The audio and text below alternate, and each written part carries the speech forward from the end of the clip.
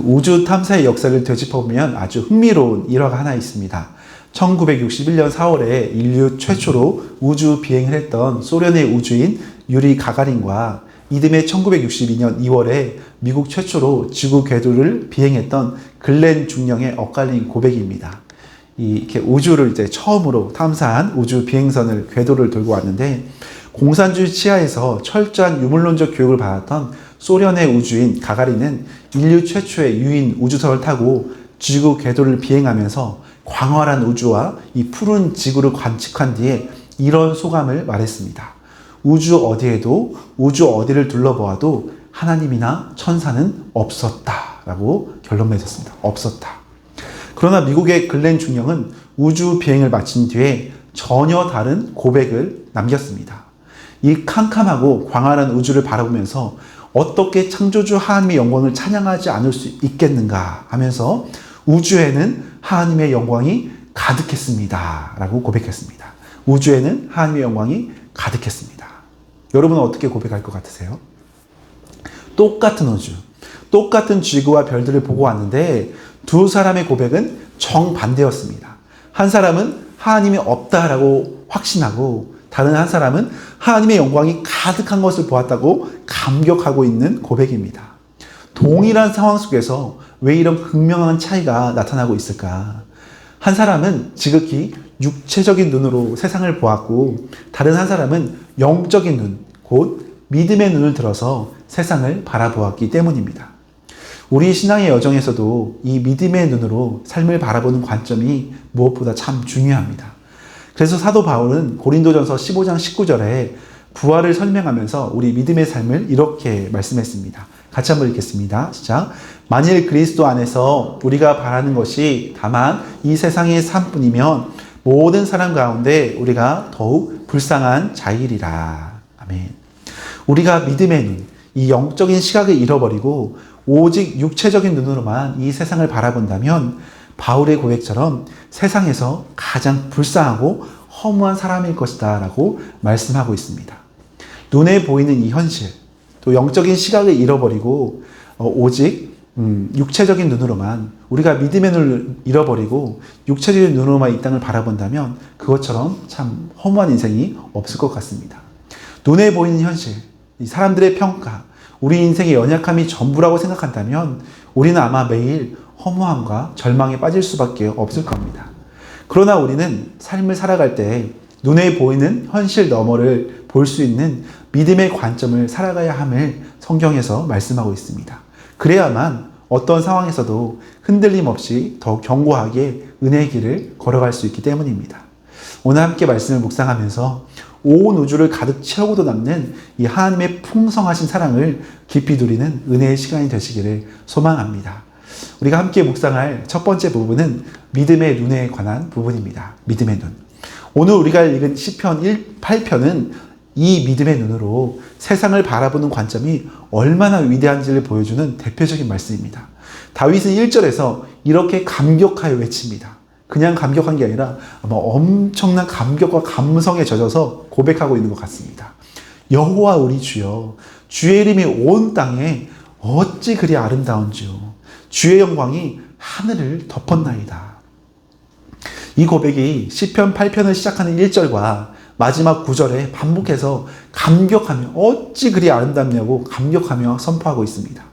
이토록 아름다운 찬양의 고백이 탄생한 배경을 잠시 보면 다윗이 목자 생활을 하던 그 시절이었습니다. 홀로 양떼를 지키던 어느 날 밤이었습니다. 그러니까 육체적인 눈으로만 보자면 들판에서 홀로 밤을 지새우는 이 목자의 삶, 춥고 깜깜하고 무섭고 외로운 그 시간 가운데 이 시편을 기록한 겁니다. 아무도 없는 깜깜한 광야 한복판에서 사나운 들짐승이 언제 숨결까지 모르는 어둠 속에서, 그리고 광야는 밤이 되면 급격히 기온이 떨어지잖아요. 추위가 온몸을 휘감고 있는 초월한 현실 앞에 다윗은 자신의 처지를 비관하며 두려움에 떨 수밖에 없었습니다. 그러나 다윗은 육신의 눈이 아니라 믿음의 눈을 들어서 밤하늘을 들여다보면서 춥고 두려웠던 밤하늘이 아니라 완전히 다른 세상으로 고백하고 있는 겁니다.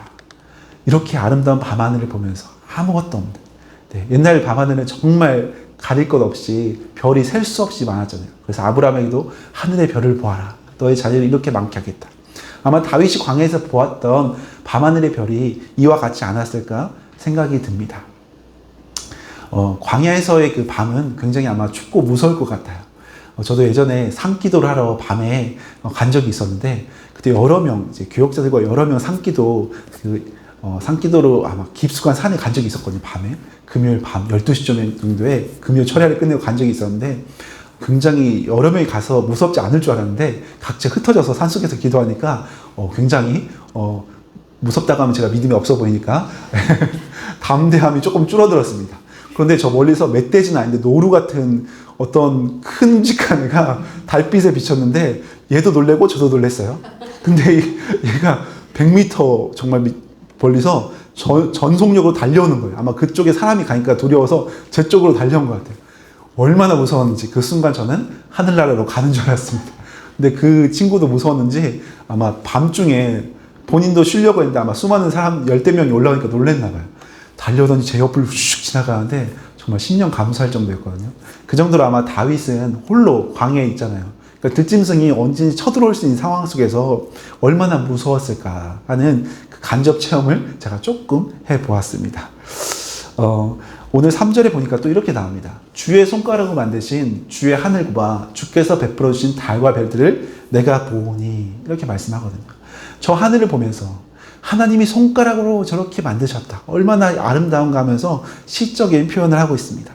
저 광활한 달과 별들이 우연이 아니라 예술가의 섬세한 손가락, 곧 주의 손가락, 창조하신 그분이 완전한 작품으로 우리 가운데 보여주셨다라고 고백하는 겁니다. 육신의 눈으로 보면 지금 광야에서 춥고 무서운 들판에 그 한 복판에 있지만, 믿음의 눈을 들어서 보니까 온 세상을 덮고 있는 창조주의 경이로운 영광을 지금 보고 있는 다윗입니다.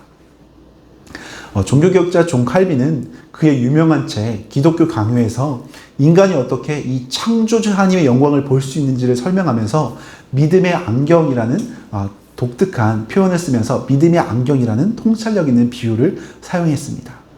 칼빈은 온 우주가 하나님의 영광을 보여주는 눈부신 극장이라는 표현을 썼습니다. 온 세상이 눈부신 극장, 하나님이 펼쳐놓으신 극장이라는 겁니다.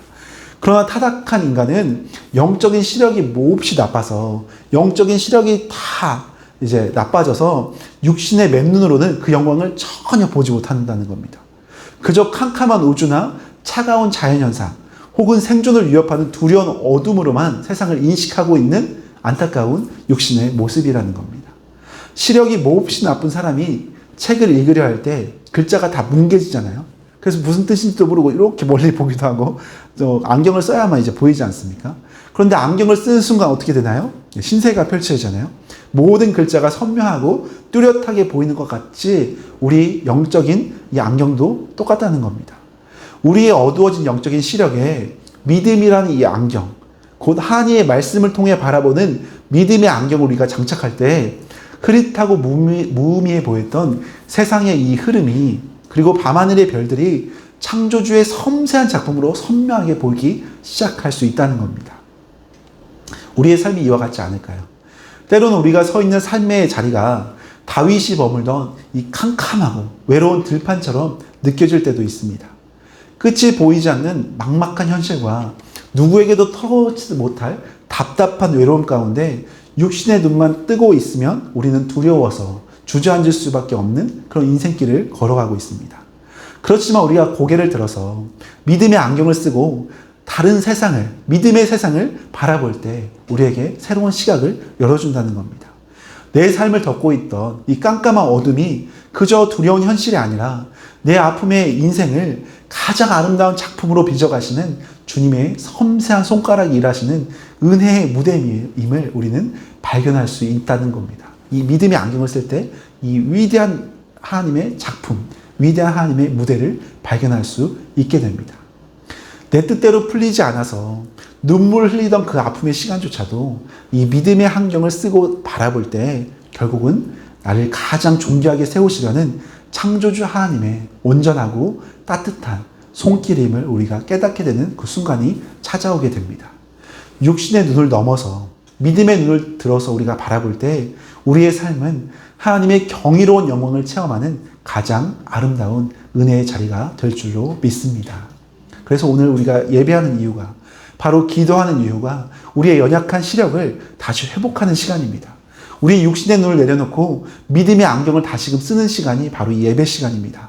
그래서 우리가 믿음의 눈으로 다시금 주님의 손길을 바라보며 회복하는 은혜의 시간이 되시기를 소망합니다. 또한 우리가 두 번째로 묵상할 부분은 돌보시는 주님입니다. 돌보시는 주님. 그 크신 창조주의 영광을 바라볼 때 사람은 필연적으로 자신의 연약함을 직면하게 됩니다. 하나님의 영광스러운 하늘을 바라볼 때 우리는 너무 작잖아요. 우리가 유튜브에서만 우주의 신비를 찾아봐도 우주가 광활해서 거의 측량할 수 없이 어마어마하고, 우리는 그 우주에 비하면 먼지에 티끌에 티끌도 안 되는, 정말 셀 수도 없는 정말 작은 존재거든요. 그 하나님의 창조주의 영광을 바라볼 때 우리도 모르게 우리의 연약함을, 그 마음이 위축되는 것을 바라볼 때도 있습니다. 그런데 4절에 이렇게 말씀합니다. 사람이 무엇이기에 주께서 그를 생각하시며 인자가 무엇이기에 주께서 그를 돌보시나이까. 이 짧은 한 구절에 사람의 절망적인 모습, 사람이 무엇이기에, 인자가 무엇이기에, 그런데 하나님의 사랑, 그를 생각하시며 그를 돌보시나이까. 하나님의 놀라운 사랑이 담겨져 있는 본문입니다. 여기에서 사람이 무엇이기에 할 때 이 사람은 히브리어는 에노시라는 단어입니다. 에노시는 연약해서 죽을 수밖에 없는 존재, 부서지기 쉬운 티끌과 같은 인간의 허무함, 허약함을 강조하는 단어를 쓸 때 이 사람이라는 에노시라는 단어를 사용했습니다. 겉으로는 멀쩡한 사람처럼 보이지만 속은 너무나 연약하여 죽을 수밖에 없는 존재. 이 사람들의 시선과 평가에 쉽게 무너지고 결국은 흙으로, 티끌로 돌아갈 수밖에 없는 작은 먼지와 같은 존재를 바로 이 에노시라는 단어로 사용했습니다. 육신의 눈으로 우리 자신을 본다면 우리는 한없이 초라한 티끌과 같은 에노시일 뿐입니다. 오늘도 제가 청소를 열심히 했는데 청소기를 한번 밀면 그 티끌들이 다 없어지잖아요. 우리의 인생이 정말 대단한 것 같지만 실제는 어느 한순간 사라질 수도 있는 그런 티끌과 같은 에노시와 같은 존재라는 겁니다. 세상의 잣대로 본다면 우리는 언제든 거대한 이 세상 속에 기계의 부속품처럼 언제든지 변화될 수 있는, 대체될 수 있는 작고 연약한 그런 존재라는 겁니다. 세계적인 기독교 베스트셀러 작가인 맥스 루케이도가 쓴 그 동화 중에 너는 특별하단다 한 번씩 읽어보신 분이 계실 겁니다. 저도 이번 주에 설교를 준비하면서 이 책을 읽으면서 굉장히 큰 감동을 받았습니다. 우리의 모습을 꼭 이 동화에 등장하는 주인공 펀치 멜로라는 생각을 하게 되었습니다.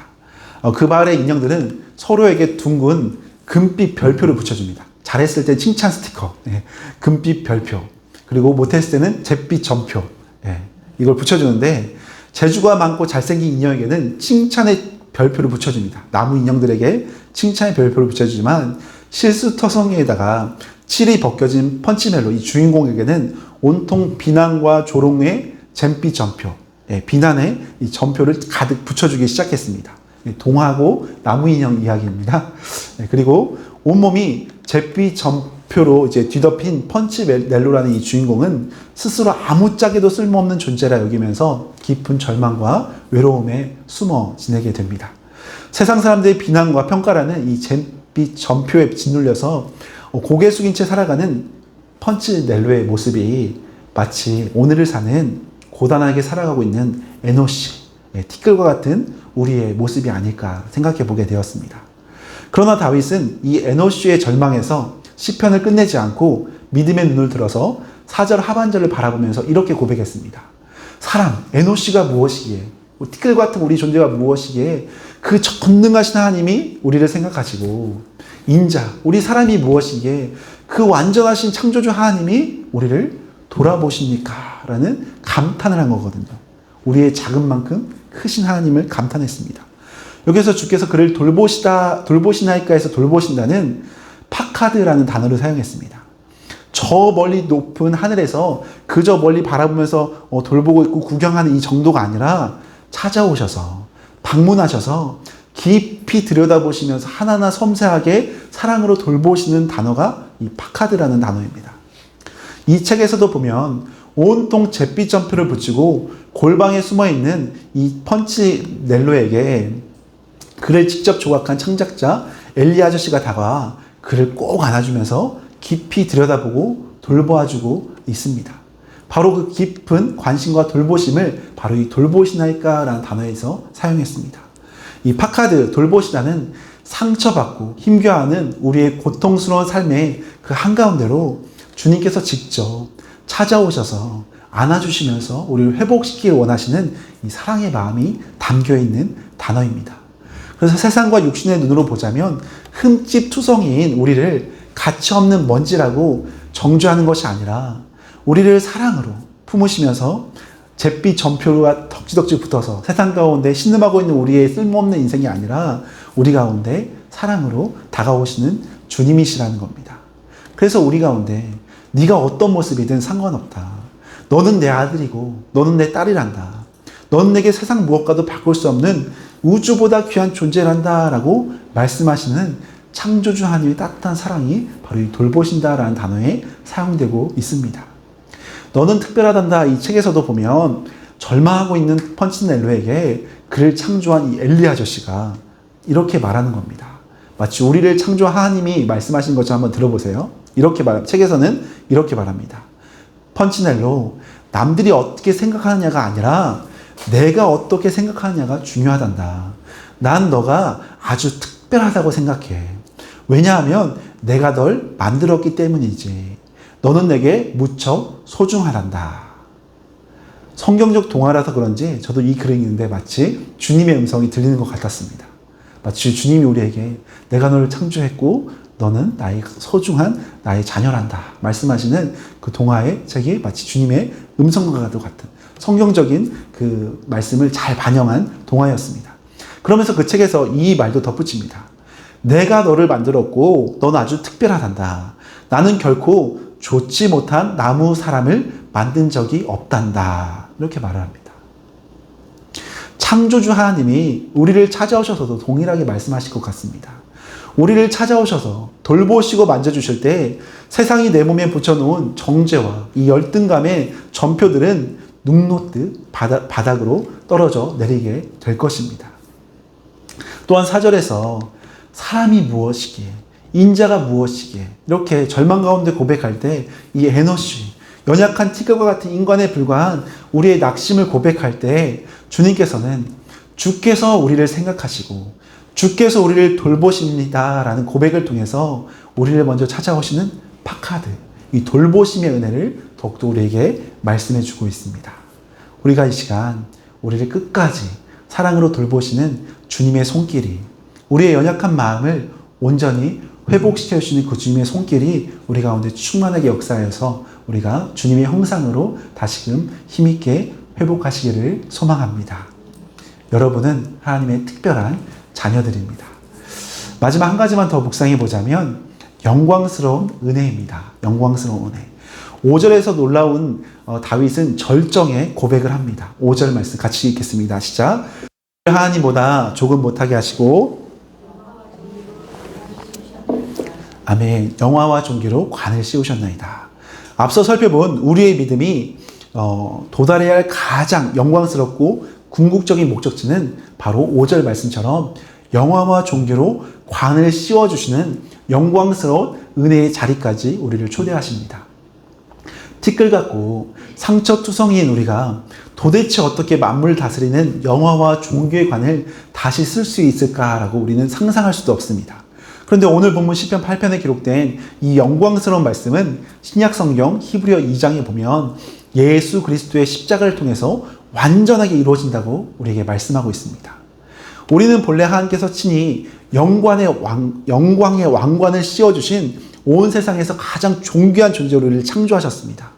그렇지만 사람이 범죄함으로 그 눈부신 왕관을 잃어버리고 비참한 에노시, 티끌과 같은 정말 비참한 존재로 전락해버렸습니다. 그런데 히브리서 2장 8절은 우리의 이 비참한 현실을 정확히 고백하고 있습니다. 지금 우리가 만물이 아직 그에게 복종하고 있는 것을 보지 못하고 있다. 이 말씀처럼 우리는 만물을 다스려야 할 자녀들인데 만물을 다스리기는커녕 오히려 질병과 가난과 고난에 시달리면서 사단 마귀가 휘둘리는 죽음의 공포에 사로잡혀서 죄의 종로를 가운데 살아가는 불쌍한 신세가 되었다는 겁니다. 그렇지만 히브리서 2장 9절에 우리에게 말씀을 선포합니다. 오직 우리가 영광과 존귀로 관을 쓰신 예수를 보니, 영광과 존귀로 관을 쓰신 예수 그리스도. 우리의 현실은 여전히 고단하고 힘겹지만 믿음의 눈을 들어 예수님을 바라볼 때 기적의 은혜는 시작된다고 할 수 있습니다. 온 우주를 그 섬세한 손가락으로 빚으신 창조주 하나님께서 혈과 육을 가진 연약한 사람의 모습으로 이 땅 가운데 오셨습니다. 스스로 천사보다 못한 에노시의 자리, 찢기고 피 흘리는 가장 끔찍한 십자가의 밑바닥까지 내려오셨습니다. 왜 그렇게까지 낮아지셔야만 했겠습니까? 죽음의 세력을 잡은 자, 사단 마귀를 멸하시고 두려움에 매여 종로로 타는 우리를 온전히 구원하셔서 영광과 존귀로 관을 쓰신 예수 그리스도께서 우리에게 영광과 존귀로 관을 다시금 회복시켜 주시기 위함이셨습니다. 유명한 신학자 존 스토트 목사님은 그리스도의 십자가라는 책에서 이 위대한 구원의 사건을 거룩한 대속이라는 표현으로 불렀습니다. 거룩한 대속. 이 대속이란 단순히 어떤 자리를 바꾸는, 대신 속해주는 바꿈의 자리가 아닙니다. 온 우주의 창조주께서 멸망을 앞둔 우리의 가장 끔찍한 자리로 친히 내려오셔서 우리를 밀어내시고 그 끔찍한 심판의 자리에 대신하여 서신 위대한 사랑의 사건입니다. 그래서 그 목사님은 십자가 복음의 본질은 바로 나의 자리에 서신 그리스도에 있다라고 말하고 있습니다. 나의 자리에 서신 그리스도. 마치 큰 교통사고를 당해서 그 사람이 죽을 수밖에 없는 상황에 놓였는데 대신 예수님이 그 사람을 밀쳐내고 그 자리에 대신 죽음의 자리에 선 것과 같은 심판의 자리에 대신 선 자리를 말하고 있는 겁니다. 우리의 교만과 죄 때문에 우리가 마땅히 서야 했던 피투성이의 과시 면류관을 예수님께서 대신 묵묵히 쓰신 그 사건이 십자가입니다. 우리가 받아야 할 세상의 모든 저주와 고통을 주님이 친히 대신 감당하심으로 거룩하고 완전한 대속의 사랑을 우리에게 이루어 주셨습니다. 뿐만 아니라 주님이 친히 인간의 연약함을 가지고 십자가의 고난을 다 통과하셨기 때문에 지금 이 순간에도 삶의 무게와 고난 속에서 눈물 짓는 우리의 아픔을 그 누구보다 깊이 공감하시고 다 채울하시고 능히 도우시는 사랑의 주님이십니다. 주님께서는 우리의 죽음의 자리에 대신 서시면서 저주받은 가시 면류관을 대신 쓰시면서 우리가 잃어버렸던 영화와 존귀의 왕관을 우리 머리 위에 다시 완전하게 씌워 주셨습니다. 우리의 죄악과 연약함을 예수님의 십자가에서 온몸으로 다 받아내시고 주님의 그 영광스럽고 존귀한 하늘의 신분을 값없이 사랑으로 우리에게 영원토록 허락해 주셨습니다. 우리가 이 십자가의 거룩한 대속을 믿음의 눈으로 바라볼 때 우리의 삶은 바뀔 수밖에 없습니다. 온 우주를 지으시고 창조하신 하나님께서 우리를 살리시려 독생자 예수 그리스도까지 아낌없이 보내주셨는데 이 복음을 믿는 자는 다시금 존귀한 주의 자녀로 영광스럽게 살아갈 수밖에 없습니다. 초라한 우리 인생길 가운데 찾아오셔서 영화와 존귀로 관을 씌워주신 그 주님을 평생토록 찬양하며 경배하는 복된 삶이 되시기를 예수님의 이름으로 간절히 소망합니다. 말씀을 마무리하겠습니다. 사랑하는 여러분, 시편 8편에서 다윗이 바라보았던 그 밤하늘의 벅찬 믿음의 고백이 오늘 저와 여러분, 우리 모두의 고백이 되시기를 원합니다. 9절 말씀처럼 여호와 우리 주여, 주의 이름이 온 땅에 어찌 그리 아름다운지요. 세상의 차가운 잣대와 내 육신의 눈으로만 바라본다면 우리는 언제 쓰러질지 모르는 에노시, 티끌에 불과합니다. 그렇지만 우리가 믿음의 눈을 들어서 주님을 바라본다면, 온 우주를 지으신 그 창조주 하나님을 바라본다면 우리는 믿음 가운데, 그 영광스러운 은혜 가운데 나아가 고백할 수 있습니다. 주의 영광이 온 땅이 어찌 그리 아름다운지, 또한 우리를 살리시려고 기어코 우리 죽음의 자리까지 찾아오셔서 대신 가시 면류관을 쓰시고 우리 머리 위에 영광과 존귀의 관을 씌워주신 그 주님 앞에 우리가 나아가 날마다 은혜를 누리기를 소망합니다. 우리의 심령 가운데 주님은 날마다 말씀하실 겁니다. 너는 아주 특별한 나의 자녀란다. 내가 너를 사랑으로 창조하였고 너는 나의 가장 소중한 자녀란다. 주님은 말씀하고 계십니다. 이 사랑의 주님의 음성 앞에 우리가 오늘도 나아가 영광스러운 구원의 찬양이 날마다 우리의 삶 가운데 울려 퍼지기를 예수님의 이름으로 간절히 축원합니다.